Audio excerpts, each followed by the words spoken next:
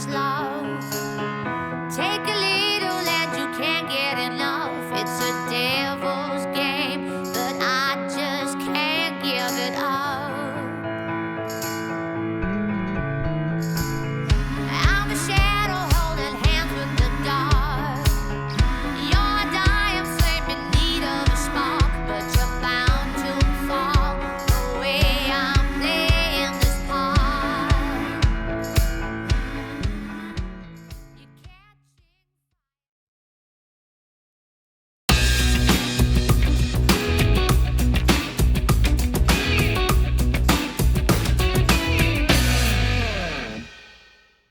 Good day to you all. This is Chaz Frutel with the Dublin Entrepreneurial Center, and you are joining us today for the DEC Educational Webinar Series.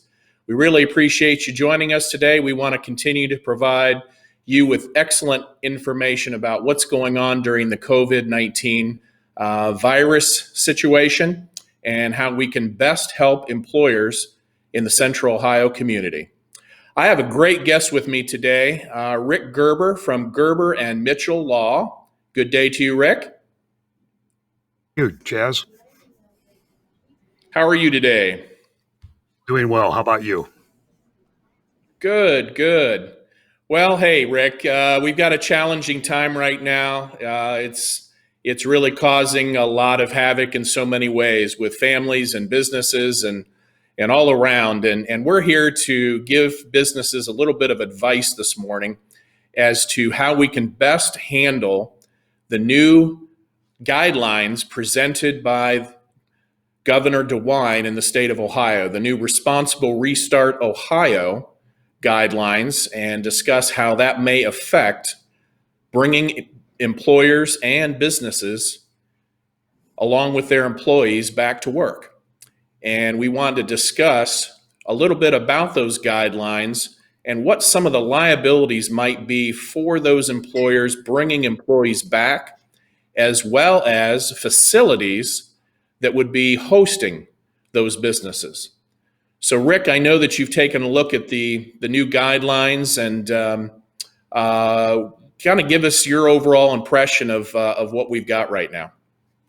Well, Chaz, what we have right now is what's going on in every other part of our lives. It is changing often and rapidly. The guidelines that came out Monday are being rewritten, and we expect to have more this afternoon from the governor and the Ohio Department of Health.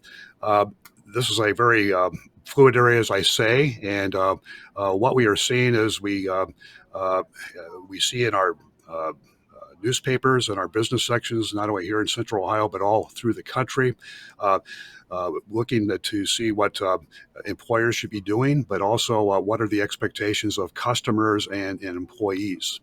Like I said, it is very fluid, but there are measures that employers can take that will protect them and equally so protect their employees and customers. Well, that's the most important thing. We want to make sure that businesses understand what they need to be doing, what employees need to be doing that are coming back to the workplace. And I think there are three different sections, three different industries that are affected in this. But we're going to more specifically talk about the regulations and guidelines for general office environments, which tends to affect most of those employees that are coming back to offices. We have, still maintaining the 6 feet between folks. Personnel should work from home when possible. Employees must perform daily symptom assessments. That's one that we kind of need to talk about a little bit more. Require employees to stay home if symptomatic. Face coverings must be worn at all times while working, but I know that the governor maybe said something else about that, so we need to talk about that. Require regular hand washing, reduce sharing of work materials, limit travel as much as possible, stagger arrival of all employees and guests, and post signage on health safety guidelines in common areas. So I guess we need to really help employers understand how they can better make sure that they're following these guidelines. And what do we do to make sure that we're following these in the correct manner? And what are the potential liabilities for an employer if for something happens and maybe they don't? Sure. Well, a lot of this is common sense, but nonetheless, as you can see from what we had put up on the board there, there are mandatory guidelines. There are also recommended best practices. Um, I would advise, and we're on the phone with many of our clients, it seems like every day on these issues. And we are advising our clients to put together a policy, if you will, and have that reviewed by their lawyers. Also, disseminate this information out to their managers and also out to the employees. I think although the requirement is on the employer to make these safeguards, I think it's also a partnership with their employees. The employees have to participate and abide by these as well. So it's kind of a two-way street there. I think that's very important to emphasize. It's just not a one-way street where it's all up to the employer to do these things and the employee just sits back and says, well, I'm not going to participate or cooperate. Also Well, want to note that yeah, I'm sorry, Chaz. I also wanted to note that a lot of these things where testing one's temperature and the like, up to this point before the virus, that would not be lawful to do. But these are exceptions. These are extreme times. So employers do have that right to inquire from their employees, what's your temperature? How are you feeling? Where you've been traveling on weekends, things like that. The employer has a right to know those things and to take action if there are warning signs, such as a fever or they've been traveling to another state. Maybe it's best that employee stays home and quarantines for a period of time. Well, that's good advice. That's good advice. Where do you think a business should best start when they're developing these types of policies that you're suggesting? Obviously, sitting down and addressing each one of these mandatory guidelines so that they can post those around their facility, distribute those to their employees, that type of thing. What's the best way do you think that they could do to handle that? Is that something that your firm is ready to potentially help folks with?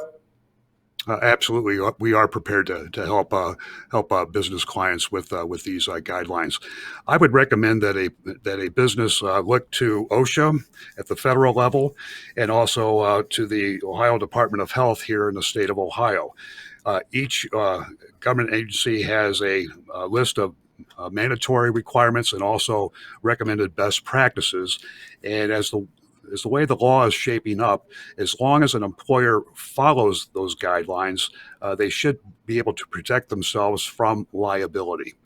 We were talking earlier this morning with a group of people, and an employer asked me, well, how is somebody going to prove if they contracted the virus at my place of employment? And I said, well, I don't think they're going to have to show that they contracted it there.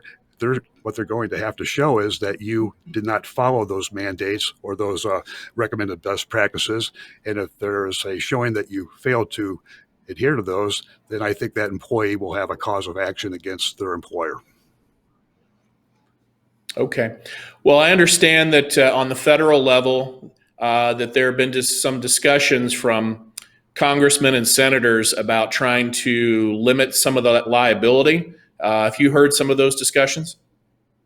Certainly have. At the federal level, we've heard from the president that he would like to, cap the liability.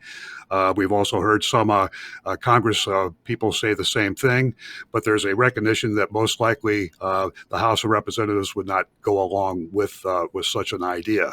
As such, I imagine that the Attorney General of the United States is advising the president as to what executive orders that he could sign to further that end. Also here in Ohio, we have a little different environment. I believe that our legislature could take up the issue and pass it. So I would not be surprised to see within the next week or 2 or 3 to see legislation and executive orders coming out on these issues.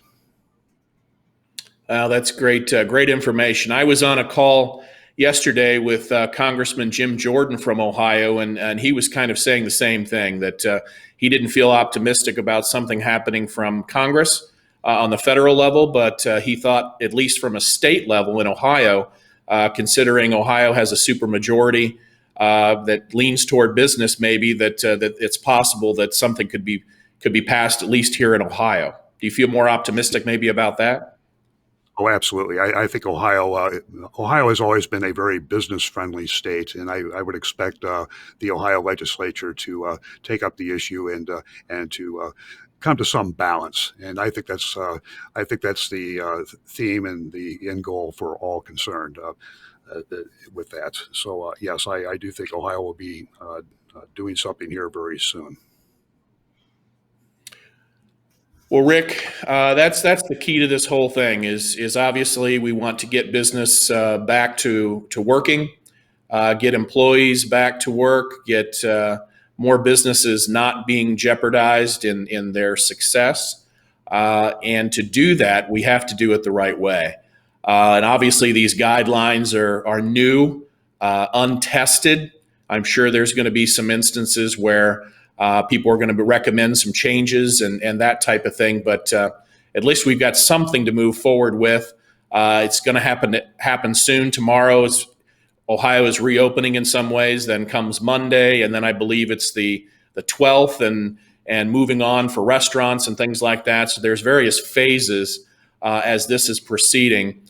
Are folks going to be able to, there again, get in touch with you and provide them with some additional guidance as well as the policies? Absolutely.